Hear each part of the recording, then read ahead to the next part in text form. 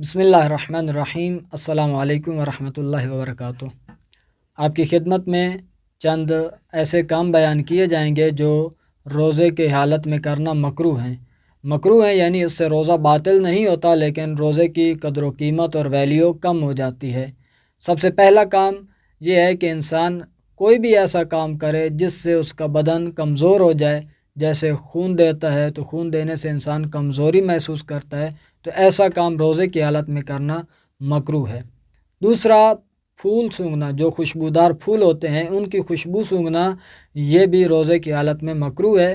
لیکن عطر کوئی لگاتا ہے یا خوشبو جو بنائی دی جاتی ہے، پرفیوم ہے، عطر ہیں، تو ان سے انسان کا ان کو سونگھنا، ان کی خوشبو لینا مکروہ نہیں ہے۔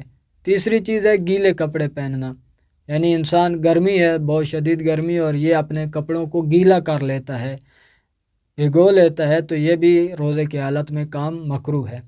اس کے بعد گیلی لکڑی سے مسواک کرنا، لیکن گیلی لکڑی کے علاوہ خشک لکڑی ہو یا خالی برش یا بغیر ٹوتھ پیسٹ کے جس کے اوپر خمیر موجود نہ ہو، تو ان سے برش کرنا مکروہ نہیں ہے۔